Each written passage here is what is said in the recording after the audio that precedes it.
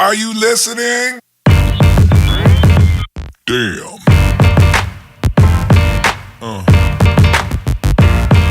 Yeah. Yeah. Hello, everyone, and welcome to another episode of the Attacking 2. I'm your host, Jimmy Funnell, and I am joined by my still new fellow co-host, Lawrence. Welcome back.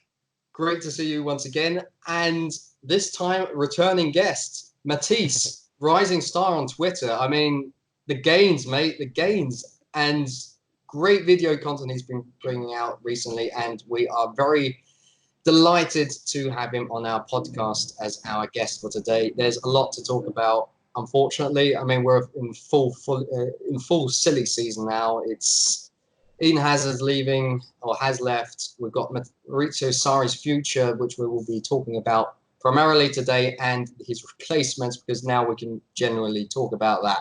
So without further ado, let's get straight into this, boys. Matisse,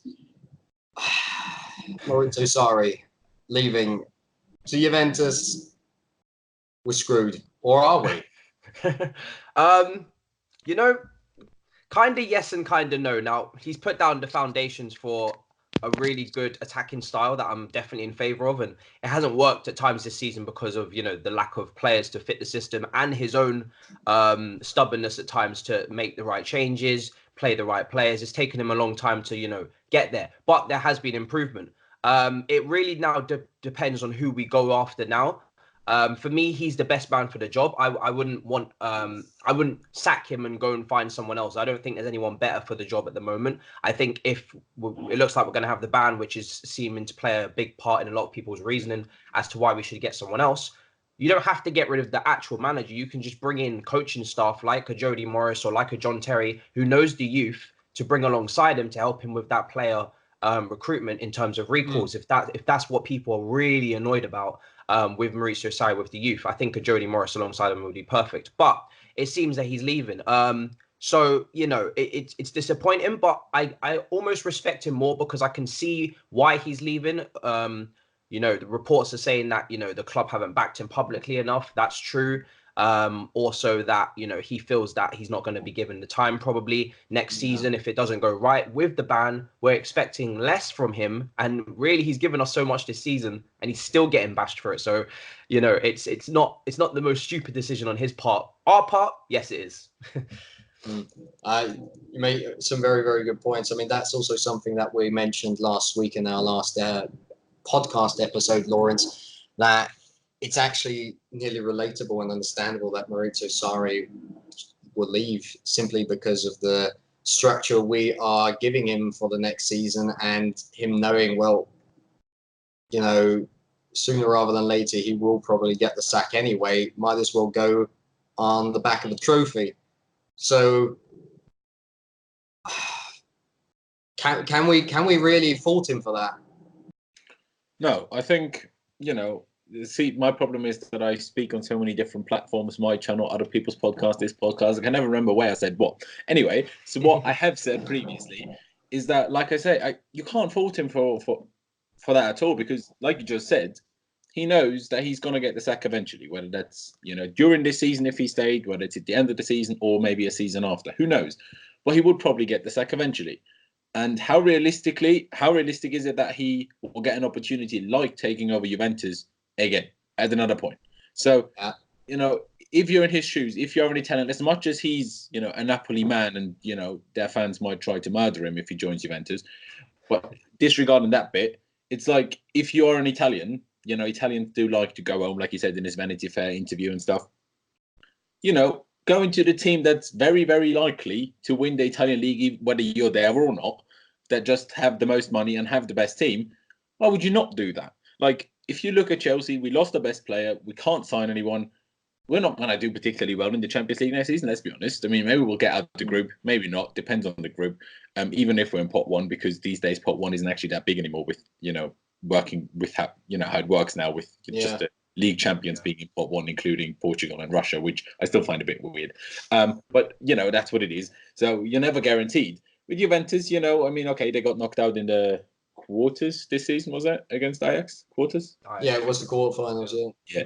So they'll probably at least make the quarters again under him, possibly make the semis, depending on who they get in, how Ronaldo works and how his style works, even though I don't think he would find it an easy job there to change a core of players that has been together, well, the very core of it anyway, for, I don't know, roughly 10 years, playing pragmatic and defensive football, and to change that into what he wants to do. Don't think that's as easy as people make it out to be. But he'll probably win the league anyway, and he will probably do all right in the Champions League. So why wouldn't he do that? And, like we said at Chelsea, he's not really getting official backing by the board. I'm never sure whether I 100% believe the reports that he said, if I can't turn anyone this summer, I don't want to stay. I'm not sure whether I believe it. Back when we signed him last summer, it was always this report. He doesn't need the transfer market. He doesn't actually care about it. Every manager does to an extent. It always depends on your squad whether you care about the transfer market or not. If you have the squad of, I don't know, Man City, you're probably not that fussed. But if you have, I don't know, our squad or, I don't know, Sheffield United squad, you probably do quite like the transfer market. So it always kind of depends, I guess. But would that be the reason why he would leave? I don't know. I think what Matisse said, that, maybe an assistant coach to him that knows the youth a little bit better than Gianfranco Zola does, who I'm not saying doesn't know the youth, but, hasn't been involved in it like someone like Jody Morris had. So I don't know whether that's the reason, but I can completely understand him. And then we're obviously in this, in the situation that we are in of who do we get in to replace him? Because I think at this point, we'll just kind of have to accept that Sarri is gone, is leaving, whatever way you want to put it. The only scenario, and I said that in my video on my channel yesterday, the only scenario in which I can see Sarri still staying is if somehow Juventus still get Guardiola or Pochettino. And I don't see that happening. That's the only way I see Sarri staying now. Yeah, I mean, Guardiola actually came out this week, if I'm not mistaken, saying, he wears blue, or he is a blue. I can't remember the exact phrasing, but I can't imagine Guardiola him to Chelsea confirmed. yeah. He didn't say, light blue. So What shade, yeah. I'd be very surprised. I think that was just basically them trying to generate that rumor. The Italian press is renowned for that, or infamous rather. So, we'll have to wait and see what happens at Juventus in regard to them really getting Sarri. But I think that whatever happens, Sarri will want to leave because of the aforementioned reasons. So I think this is something that the fans have been really... Sorry, let me rephrase that. What's been very important for the fans and what they've been clamoring about is that if Sarri does leave now, and as we all say it's going to happen at some point, what happens with this year? We spoke with Lewis last week. Was this a waste this season? But not only in regard to the development of our club as a whole, but football-wise or footballing-wise, we tried to learn a system for 1 year which is more attacking-minded, more expansive. And if now Mourinho were to come back, or I don't know, not Conte, but anyone with a defensive mind, was it for nothing? So should the board look into getting a coach, be that Lampard or anyone else, that is at least to a certain degree of a similar mind as Maurizio Sarri, Matisse? Yeah, 100%.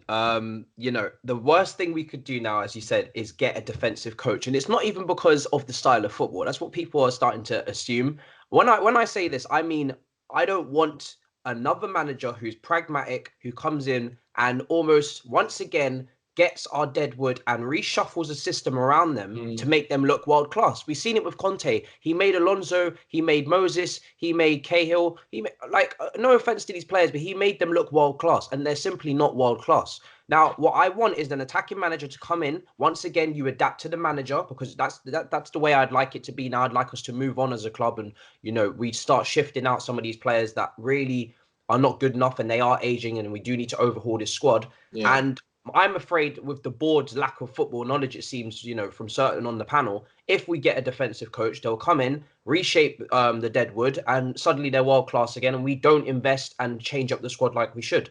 And also, an attacking manager, they seem to rely less on experience and go more with technical players. Yeah. It took Sarri a lot longer than I would have liked, but he did eventually incorporate Loftus-Cheek. He did incorporate Hudson-Odoi, players that we feel that are, worthy of getting minutes in the team. And a defensive coach, you're in a low block, you're tight together. It's all about really defending and experiencing on the counter. It's less real need to use those young players who don't really know how to defend as well and need to be taught than, rely on their technical brilliance and ability. So there's many reasons really, but if we do get a defensive coach, I do think it is a waste of a year because the players have adapted. The players have come out publicly, a lot of them, and spoke highly of Sarri. Nobody really wants to mention it. They go to Cahill and they go to Alonso. But if you listen to David Luiz, you listen to Willian, you listen to Hazard, Loftus-Cheek, I can go on. They have come out publicly and said they're happy with the football. He think that he's an intelligent man. They've taught him a lot. Loftus-Cheek has come out and said that, him not getting a start straight away has taught him a lot to learn the system and things like this. So it's only a waste if we get a defensive coach. If we get an attacking coach, then it's not a waste. It's disappointing because it's not going to be the same. And for Lampard, to an extent, I don't think is as attacking. But I'm not too annoyed with that because I do want someone who's going to be a bit more flexible, especially because next year our squad isn't going to clearly be the squad that we dreamed of with the ban. It seems like it's going to go ahead. I don't really know that situation too well because it's just so confusing. There's just so many contradicting reports. But if we do have a ban, the squad is going to still lack quality. We're still going to be fighting for the top four at a push. So we do need a little bit of flexibility in the tactics, more than Sarri maybe, but definitely an attacking coach at the base. Yeah. Yeah. I mean, I think we can all agree on that because as much as success as this defensive approach has brought us over the years, you can't just flip-flop the whole time. It's not good for the team itself. We need a straight line, a path that we go down to, and if we just then change that continually, then where's the cohesiveness? It won't benefit the squads ultimately.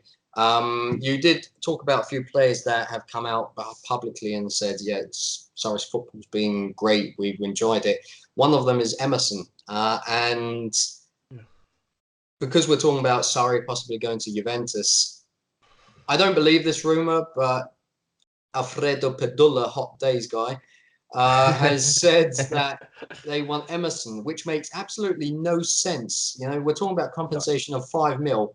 What's Emerson got to do? I mean, he's at least 30 mil, 40 mil. Some might think he's not worth that. I believe so. How does that make sense? They have Alexandro. It's not like they need him.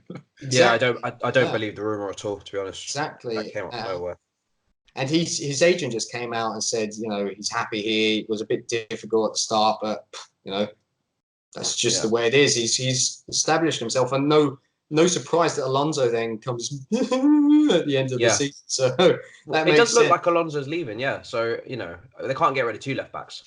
Well, yes, I think it was yesterday.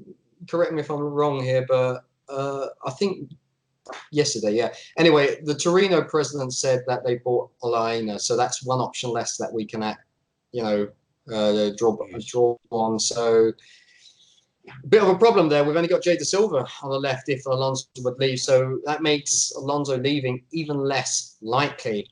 But let's get into the more pressing matter now.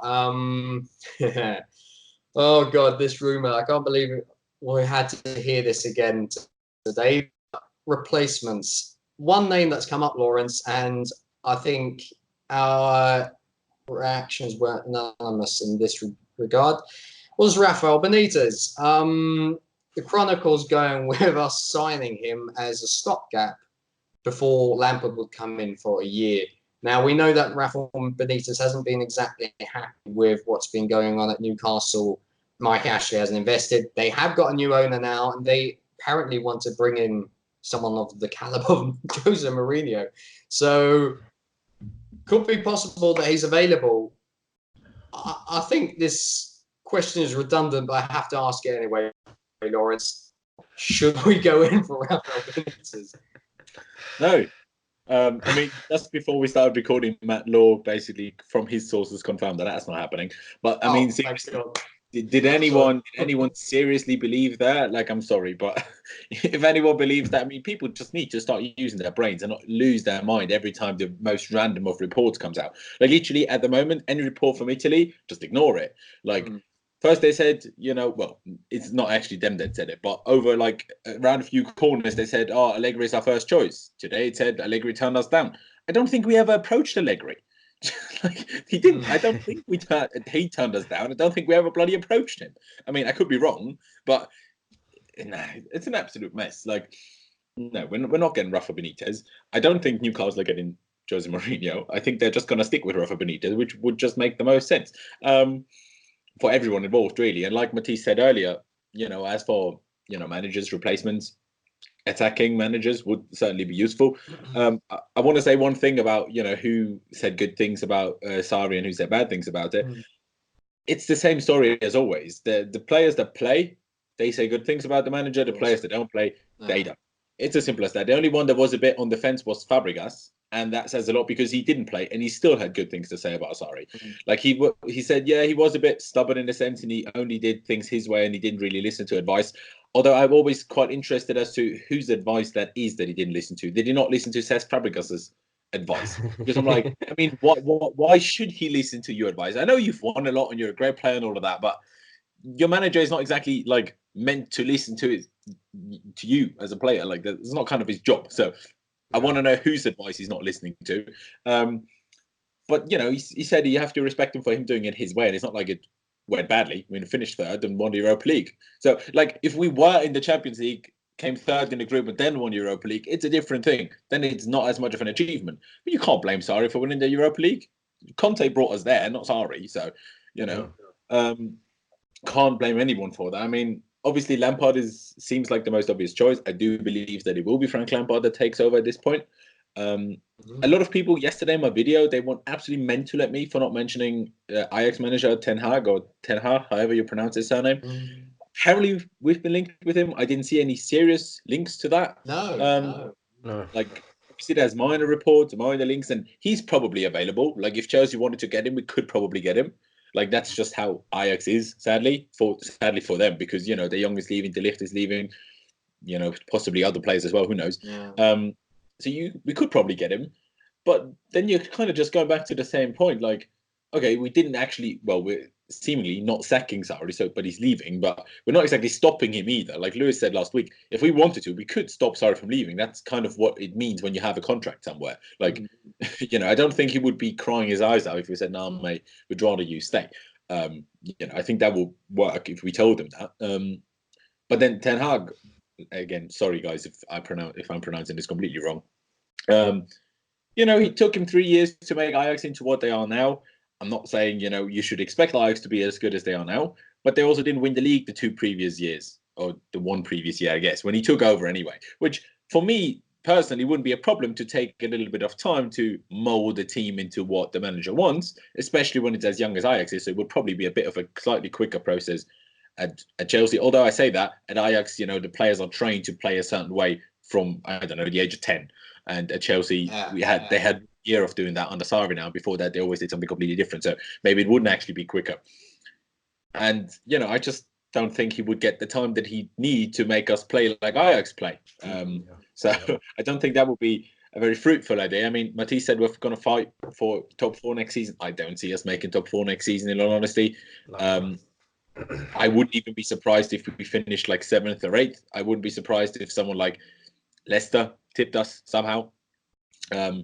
I wouldn't be all that bothered by it either. I don't really okay, it was great winning the Europa League, but at the end of the day, I'm not really all that fussed if we're in it or not. Like, if we finish 7th and don't play Europa League, or if we finish 8th and don't play Europa League the season after, fine. Like, then we just have it easier to compete for the league like we did in 16-17 when we won it with Conte. So if anything, that's probably a positive for the year after and once Lampard takes over, if it isn't now. But I think any manager that takes over, even someone like Allegri, who, if you're talking pragmatic managers, is a very good manager. Like, I'm not saying Allegri is a bad manager, but in the slightest, he's a very good manager at what he does, but I don't want what he does at the club at the moment. Like both of you said already. So I don't think any manager would properly succeed with us next season. I don't think any manager would find it easy to make top 4. I think things would really have to fall in place for us to make top 4 next season, whoever the man in charge is.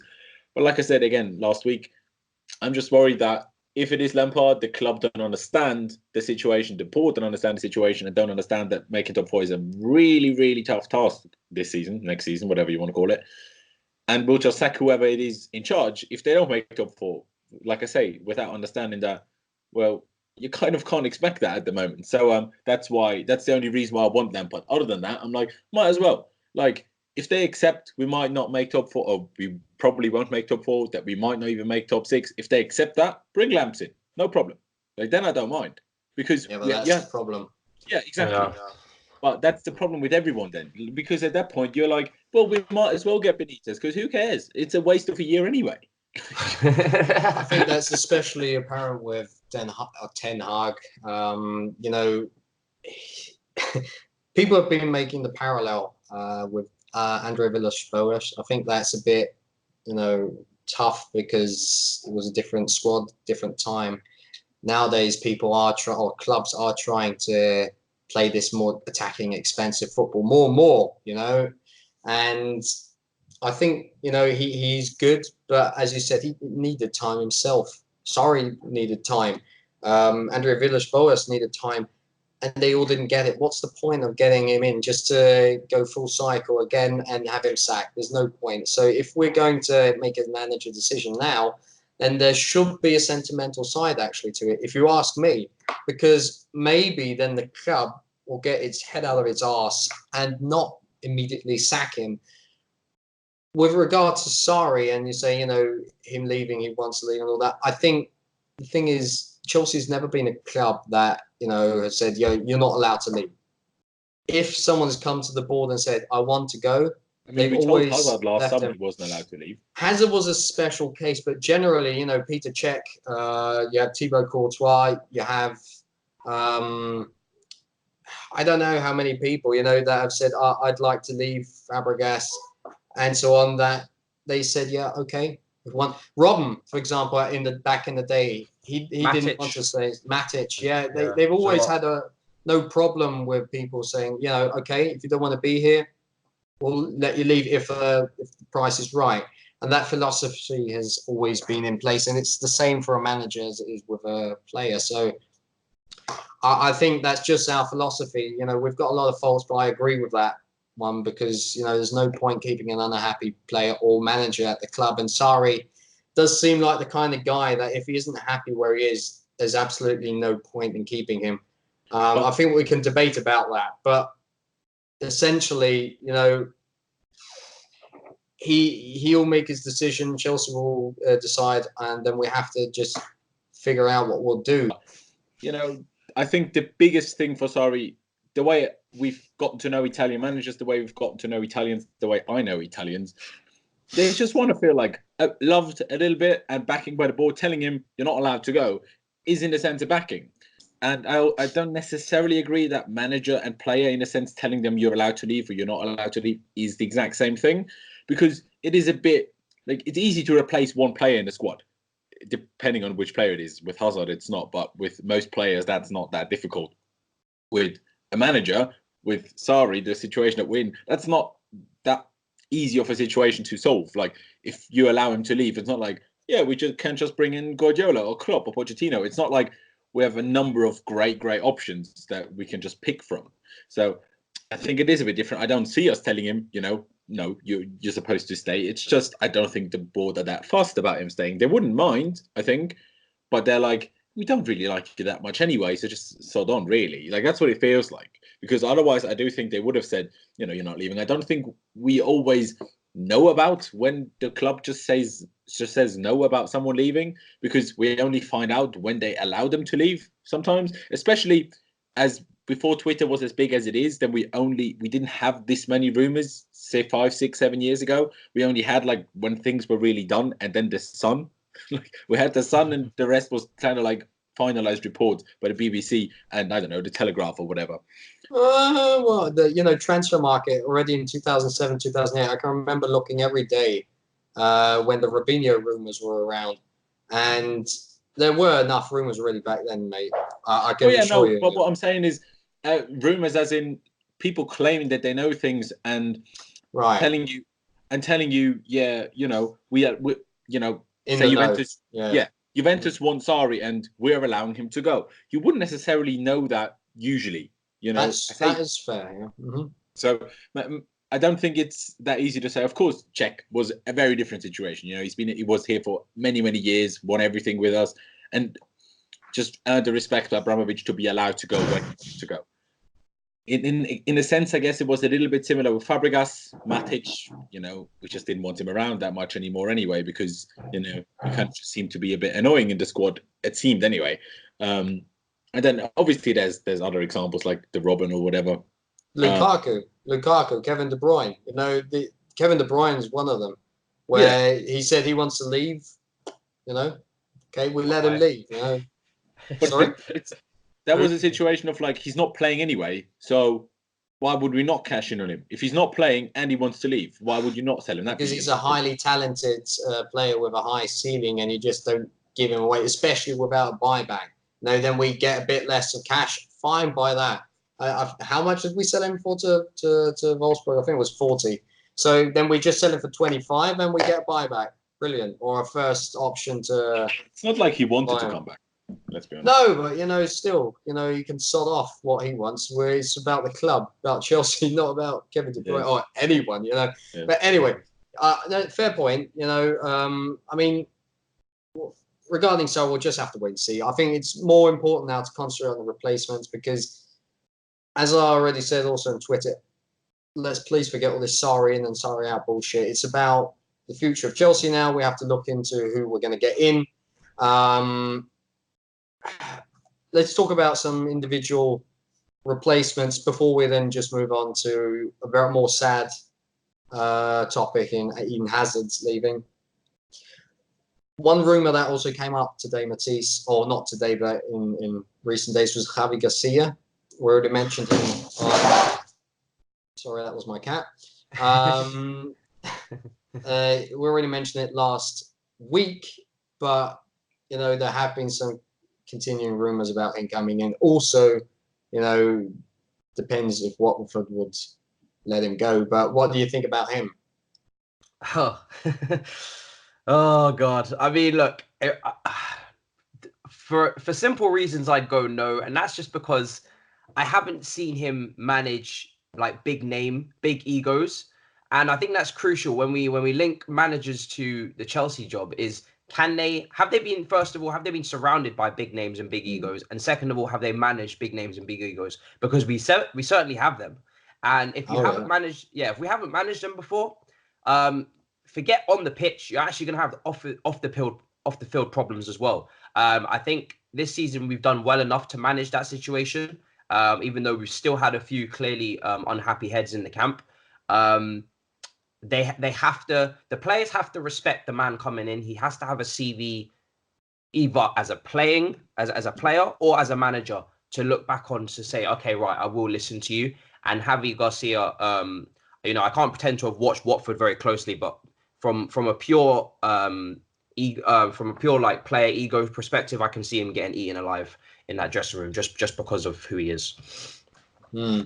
I think I can only echo that sentiment because we have, with all due respect to Watford, they did have, I think that was their best placement in a long, long time. So he did well there, but it's just a different environment. It's there are different expectations. I mean, it's the same for Frank Lampard, of course, and we're not going to go into details much into him because we've talked about him last time and excessively on Twitter and also all the other platforms, but makes sense. I'm going to continue with another name, which actually I think is a very, very interesting one. That's Steve Holland. It's only been the Daily Mail that reported it, but, recently. Otherwise, we've heard about this for months and months that Steve Holland could come back. I think as early as Christmas, if I'm not mistaken. Yeah. So could Steve Holland be a better choice? I think when the initial reports came out, it was like a Steve Holland, John Terry combo kind of deal that you could get. I don't really, all of these links, they sound like assistant managers, whether it's Jody, whether it's Steve, whether it's John, Frank. They're more assistants to learn a little bit more about top flight management than to come in and manage us straight away. Same applies really to Steve. The only difference with Steve is that since Steve left, we've really felt the effect but it's obviously not publicized very well, but we've definitely felt the effect since he's left the club, and he's done very well on an international level, obviously with Gareth. Again, I don't have much confidence in Steve coming in either, because again, he hasn't managed top flight football. He's never managed, I don't think he's ever managed a club, actually, from what I know. He's always been with us, so he knows the club very well. Same with Jody Morris and Frank Lampard. But again, it's a lack of experience. And with a season that's going to be so tough, 4 competitions, very little time training, can I say, which is going to be crucial, because that's something that's very underestimated, is the lack of training days that are going to be, available to him after pre-season, because of so many competitions that we're in, to get whatever methods he wants to get across, whatever tactics he wants to get across. When you have such little time and you're juggling our squad, which we don't know if it's going to be big or small, because obviously we don't know how many recalls or how many players are going to come back quality-wise, the depth, how good it's going to be. When you have such little training time on the pitch, it's all about experience. It's less time focusing on, improving the players, which they do need improving. You do make your tactical decisions before a game, and you have those meetings, but it's all about experience, really. It's crucial that you've had that experience with 4 competitions, and that you can understand that you need to rotate, and you need to understand who can be dropped and who can't, and all of these little things that go into a game management and everything. So I'm not confident, but I would prefer Steve over the pragmatic defensive options that we've been linked with as well. I think there's also a case to make for, since Steve Holland has left Chelsea, I think it was 2 years ago, something like that. But he's been missed. He's been missed. He is a personality, and I actually rate him higher as an assistant coach than Gianfranco Zola, with all due respect to him. Always have to differentiate between the player and the manager, and Zola hasn't proven himself as, a brilliant assistant manager or manager for that case up until now. As unfortunate as it is. But yeah, I think Steve Holland would be an interesting choice, but as first team manager, at least Frank's had Derby this year. He's only been assistant coach. I don't know. Maybe it will work. He's got, the knowledge to do it, but difficult to say. Lawrence, another name. Jose Mourinho. MK3. Jose Mourinho, yeah.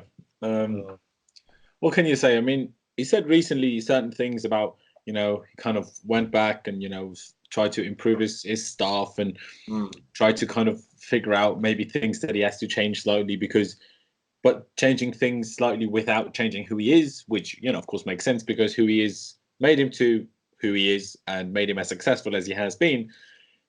You never know what he means by that. You never know whether that means maybe I do need to play slightly more attacking these days, because that's just what football has evolved to over the last 5 or 6 years, you could say.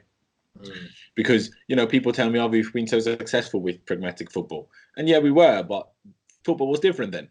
You can't always play the same thing. You wouldn't win with the exact same style of football in the 50s as you do now. Football changes. You can't tell me, we've always been successful with pragmatic football. Well, from 2004, when it actually wasn't that pragmatic, Mourinho first time around wasn't anywhere near as pragmatic as it is now. I guess, I don't know, 5-6 years ago, until the last time we won it under Mourinho, I guess. And then under Conte, it was just a new system that worked one season and then wouldn't have worked again in the Prem. But would it be a good idea? No. Would it be better than some other ideas? Possibly. But it's not worth the risk, in my opinion. I mean, you mentioned Steve Holland. To me, Steve Holland is kind of the backup to everyone. If everything fails, we're probably going to call Steve, because he'll be fine. Because just take him out of England, that's not that big a deal. They have Southgate anyway. One thing I do want to say quickly, though, is I actually think Steve Holland is way more prepared to be Chelsea manager than Frank Lampard, because if you're an assistant manager at Chelsea for, 8 years or something? He was here for ages. Everything. He was, a long time. Yeah, everything that the manager does. So it's not like you'll be surprised by anything. Okay, maybe the power, but, he seemed very influential under certain coaches, especially particularly under Mourinho. Maybe less under Conte, but under Mourinho especially, and Carlo. Carlo brought him in, didn't he? Or was it just before Carlo? I think it was Carlo. Yeah, might be wrong there. Yeah. Continue. I just quickly look that up. He seemed very influential anyway, so I don't think he would be particularly surprised by anything. So I think he'd actually be way more prepared, to do the job than Frank Lampard is, even if he hadn't had a first-team manager job. But regardless, Mourinho, it's just, I think every Chelsea fan has a soft spot for Jose Mourinho. I think every Chelsea fan does, unless you started supporting the club, after his last reign, I guess, or during his last season of his last reign. Other than that, you will always have a soft spot for him. And once we had, say we appoint him, once disappointment has happened, we'll all support him because it's Jose Mourinho. Well, there'll always be a certain few, like the Sarri out people, stayed there whether they wanted him or not. But generally, he would have the support. But would it work? Probably not. And it would certainly not be my first choice. But to be honest, I don't really have a first choice because I'm not really sure about anybody. But at this point, it's just like, well, I can't really have hope for Sarri to stay anymore. So now I'm just sat here crying because I don't really want anyone. I would like Tuchel from PSG. I'd be okay with him, but he's not getting sacked, and we're definitely not getting him out of there. So that's not happening either. Great. I think there's a long debate to be made for why I don't want Thomas Tuchel. I've actually elaborated on it on Twitter about a year ago. I do not want Thomas Tuchel. I don't think it would work anyway because you can talk about his competence as a actual manager and his man management, all that. He would never get along for a long time with this board. Marina Granovskaya and him would be at each other's throats within a month or two. That sounds good, though. We only need managers don't comes in anyway. Yeah, but if it doesn't even last before the actual first game of the season, then we'd have a problem. I don't think that'd be a good idea because it would happen probably mid-season, a row, and we know what it's very recent with Conte. That whole drama that unfolded there. I just can't be asked with that anymore. So I'd rather have someone who's still very stern in what he does, but also can be diplomatic. Thomas Tuchel isn't that. And just to add, before I looked it up, Steve Holland actually came with Andre Villas-Boas, not with. I couldn't believe it. I thought he came with Carlo as well, or was brought in at the time when Carlo was in charge. But no, it was actually just after Carlo was sacked, and he was brought in with Andre Villas-Boas, according to Transfer Market and Wikipedia. Thank you, Wikipedia. Before one more. No, he was with the Chelsea reserves before, from 2009. So he came to the club with Carlo, but joined the first team with Villas-Boas. Yes. Yeah. So before we get into Eden Hazard, one last name, and I'd ask you to just short answers, as I will also try and just a few sentences.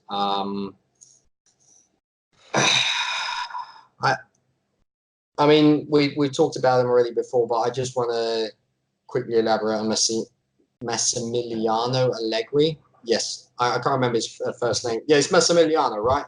Yeah, Mr. Italiano.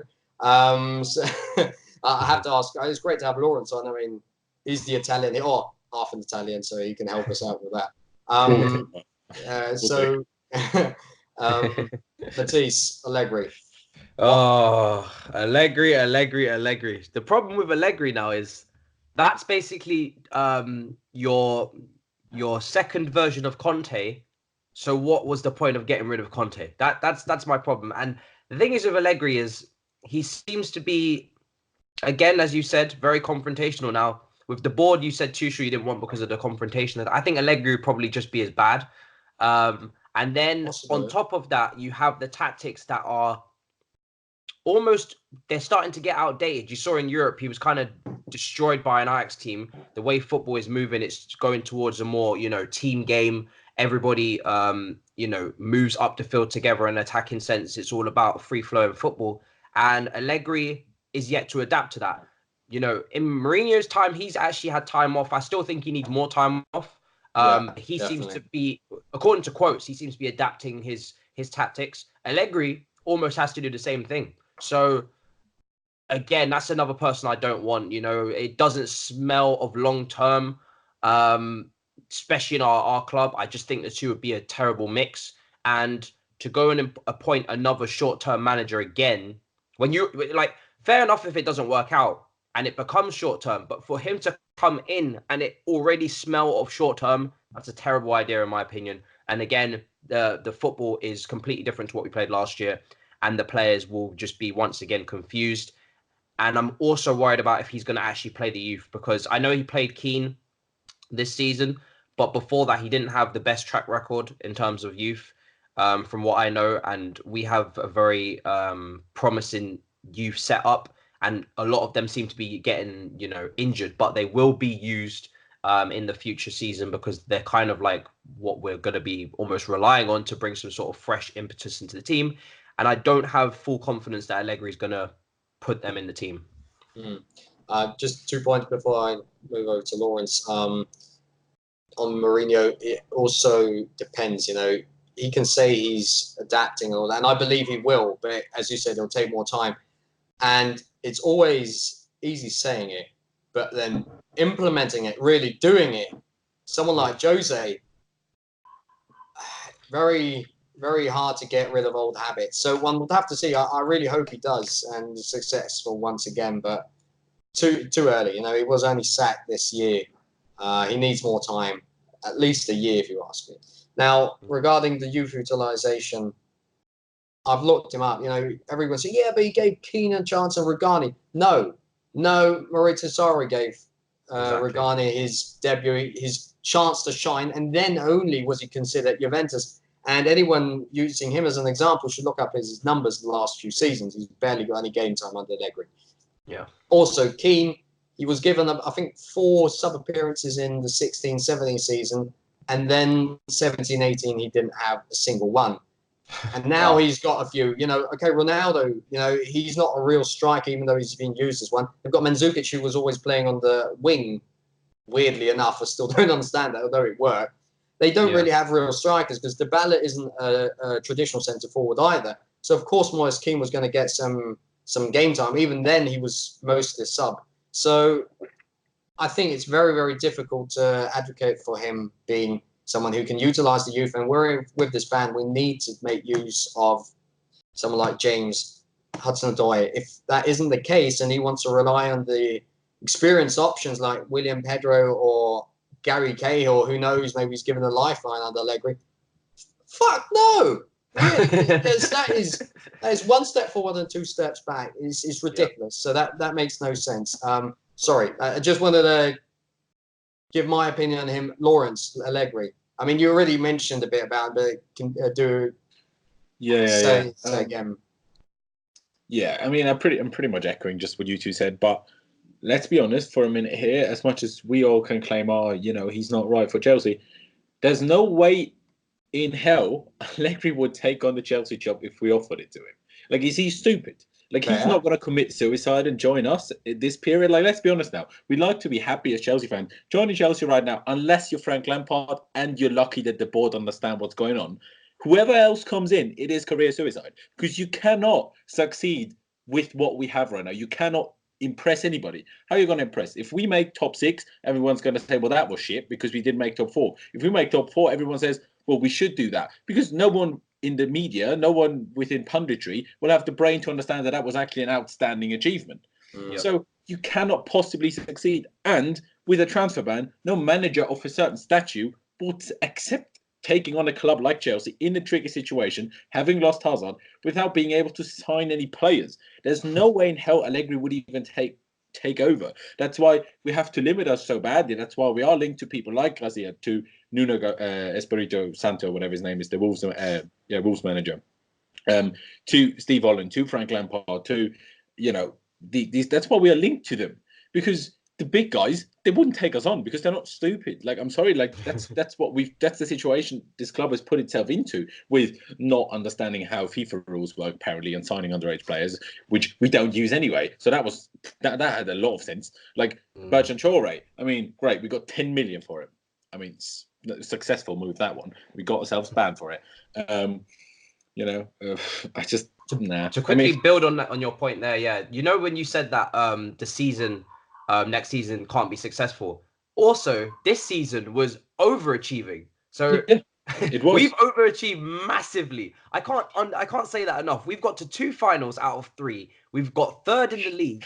We've won in Europe, and we've been beaten by a Man City team in the final, where on penalties, when really, you'd expect us to lose comfortably against their squad. We have overachieved to a ridiculous degree that is going to see next manager be criticized even more because of the unrealistic expectations. So that's just what I wanted to add in there. We had 2 games that were bad. City, the 6-0, and Bournemouth. Other than that, it's not that big a deal. All right, we lost 2-1 at Wolves. They beat bloody everyone. All right, we lost. Not everyone, Lawrence. Only the top 6. Ridiculous. Yeah, only the top 6. Well, that's good. All right, we drew to Everton and we drew to Leicester.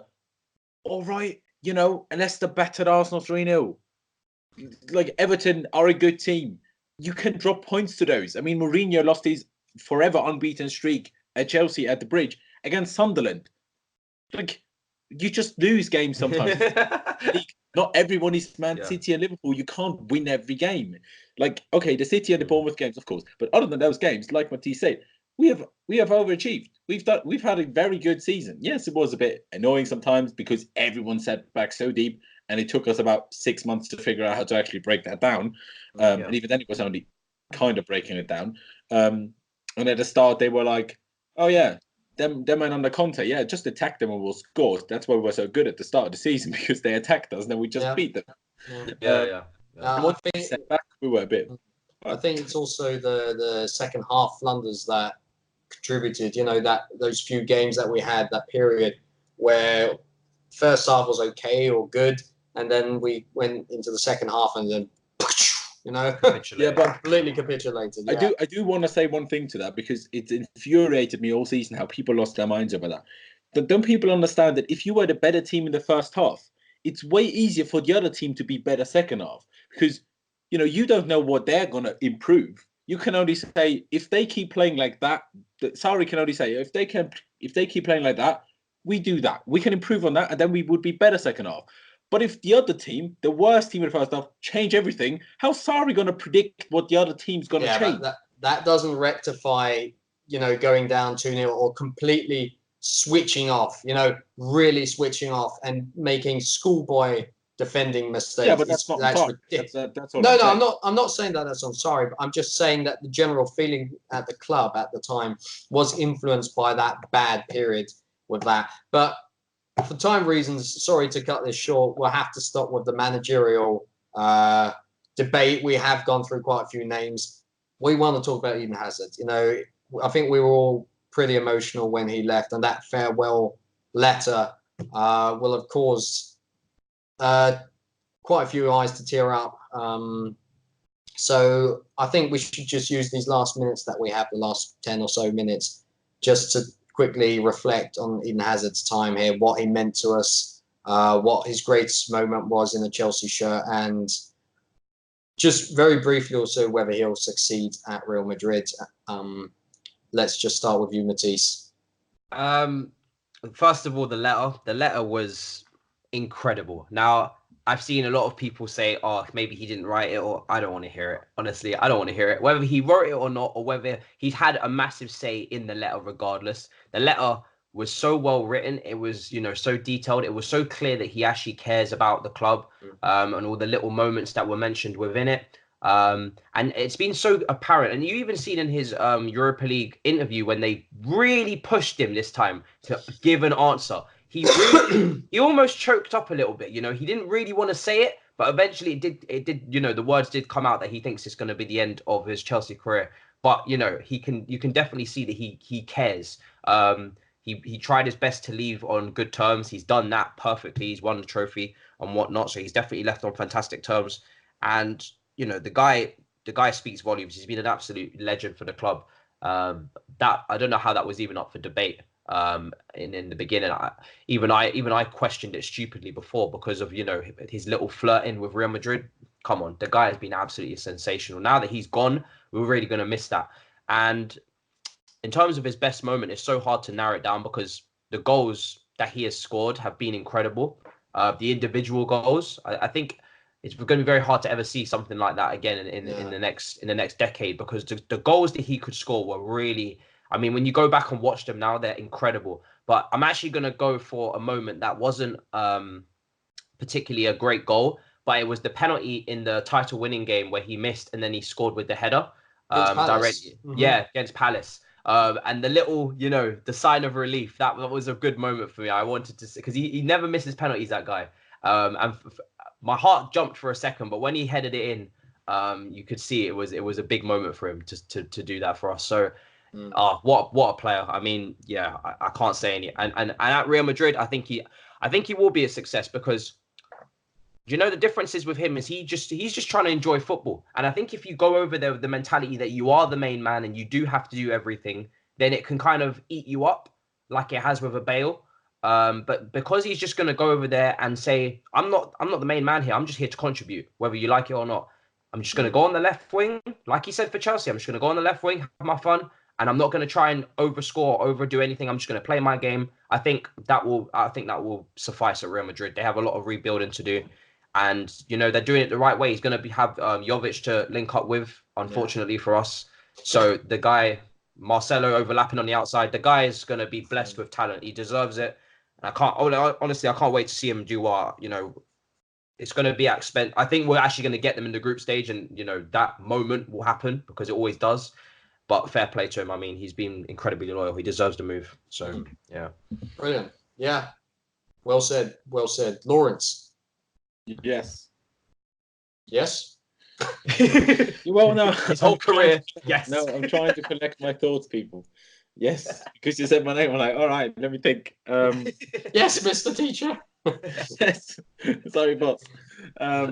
Yeah. What can you say about Eden Hazard? I mean, Matisse put it really well. The farewell message was, I mean, it's different to the whole John Terry leaving scenario, because we knew what Chelsea meant to John Terry and how much he loved and loves the club. For Hazard, he was never the most public. He was never I'm going to kiss the badge every game and I'm going to scream like crazy every time I score a goal and I'm going to tell everyone how much I love Chelsea every week. That was never Eden Hazard. But reading that farewell message, it was just very obvious. And, I don't care whether he written it himself. He probably dictated it to whoever his PR guy is. Like, let's be honest. He probably just told them what to write and they finalized the grammar so it looks decent in English, let's be honest. He definitely didn't write it completely mistake-free. Actually, there was a mistake initially on Facebook, but they obviously changed that. So he definitely, that was his letter, in my opinion anyway. And you could just tell, and that's what made me tear up. Like, I had actual tears running down my face. Like, I never cry. Like, if whoever knows me, like, I never cry. And I was like, what the fuck's going on? Why am I crying? Anyway, it was just the pride of knowing that he loves us as much as we love him. That's it's not really the sadness of him leaving. I kind of accepted that a long time ago. Like, that wasn't really what made me sad or whatever. It's just the fact that the way he made it clear, the way that he loves the club, that he loves the fans, that's just fills you with a lot of pride when a player of his ability, of his quality, thinks that and says that about your club. That's what it was for me anyway. And, like you said, so many great moments, 7 great years, say 6, because there was still 15-16 in there. But even that season, he scored this unbelievable solo goal against Liverpool in one of the last 2 games of the league. Not that it mattered anymore, but it was a great goal. Of that great free kick against City in the cup when we beat them 5-0, when they played like a C team and we had our best 11 playing, which was quite funny. But generally, it was great. Could he have been, in my opinion, slightly better and slightly more influential and slightly more clutch? Yes. But that doesn't mean that he wasn't absolutely outstanding. I mean, 49% goal contributions of our goals he contributed to the season. And that doesn't even include assists to assists or key dribbles or key passes. Those aren't even included in that stat. So I don't even want to know how many would be then. Probably 80%. Yeah. Or 80% of the times he played anyway. It's ridiculous. And it's going to be depressing. It's going to be sad. As a best moment, my first ever Chelsea game was in December of 2013, and we beat Swansea 1-0 that day, and he scored that winner. So that's my favourite Eden Hazard moment, because he scored in my first game at the Bridge. He scored the winner in that game, and Will he do well at Real Madrid? I do believe so. I do hope, and I said that yesterday in my video, I do just hope that he can prove to the world, prove to his doubters that he is as good as we know that he is. Because I think especially people that don't watch the Premier League regularly, especially people that don't watch Chelsea regularly, they just don't know. Like they saw glimpses of it at the World Cup. The World Cup is for the first time that people really realized how good Hazard actually is. And I think Spain will show them even more. Like he's not even in Spain, he's not going to score 50 goals like a Ronaldo. That's just not going to be him. Like Salah probably would score 40 goals in Spain. If he's used in the same way that Liverpool use him. But Salah is a different type of winger to Eden Hazard. Like Salah is not going to. If your whole team plays badly, Salah is not going to win you it. No. Salah needs a team playing well, and then he can be clutching important goals. But Hazard can just drag it. He will come back to the bloody left back, drag the ball, drag it into the box, and then try to spare it to someone to score. Yeah. Probably won't work because we don't have strikers, but usually that's what I try to do. Okay. So that's the difference. But yeah, I'm just gonna miss him, and it's just thank you, really. I can only echo that. It's a very, very difficult period in front of us, and I think if we compare how he left to Thibaut Courtois, that's how you do it. You know, we love him, he loves us. If he ever does come back, visit, I could see him, you know, gladly coming back, just the same like a Mikel Essien or a Joe Cole is nowadays. Michael Ballack, whatever, you know, he will always be one of the all-time greats, a legend in his own respect. And I can't wait to see his banners not fly over Stamford Bridge, but be hung up at Stamford Bridge once again when he retires. I think we can only be thankful what he's given to this club, all the great moments, and I think it's going to be the same for every one of us. It's difficult to really pick out a great moment. I think one of my highlights was actually when he kicked that ball boy. Love that.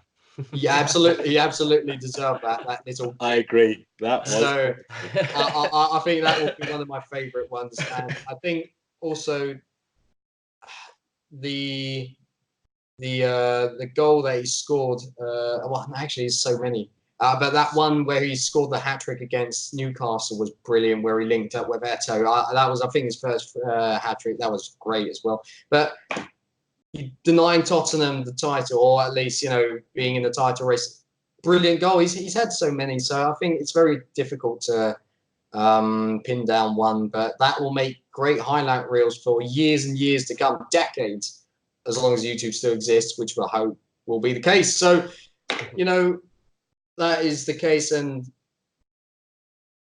Real Madrid, I just hope they treat him well. We've treated him well in our own respect, and I really do hope that they acknowledge what a great talent he is. On that note, we will have to end today's podcast. It was very lively. We talked about a lot of stuff revolving around the club, pressing issues, and I'm quite sure that next week we will have even more to talk about, maybe even a new manager. But until then, Matisse, thank you for coming on. As always, brilliant to talk to you. Rising star on Twitter, that's why I call you. So thank you for coming on, mate. Thanks very much, man. No pressure. Yeah, it's great talking to you guys. Like I said, you run a great podcast, and it's brilliant. It's brilliant work. And I've always needed to say this to you. I love the logo. You know, with the grass and the boots, and I thought that was very original. So it's not like your whole digital. You've gone like old school. I like it. Yeah, thank you very much. Yeah, that's Andy. Well, I'm not even sure if I'm allowed to say his name now. It's like Voldemort. So no, I mean, he's not on the podcast anymore. But he did leave us a brilliant logo, definitely. Matisse, normally we always play each other, but well, we're going to do it like this for time reasons. In the description below, we will have your Twitter handle and everything that people can find you. Do follow Matisse. He's got brilliant content coming out on a daily basis. Of course, follow Lawrence and myself. We will have our Twitter handles in the description below, as well as the Attacking 2 podcast. Of course, do follow us. Subscribe on YouTube. It'd be very much appreciated. And give us a good rating on iTunes. That is always appreciated just as much. So until next week, That's all from us. And up the Chelsea, keep the blue flag flying high.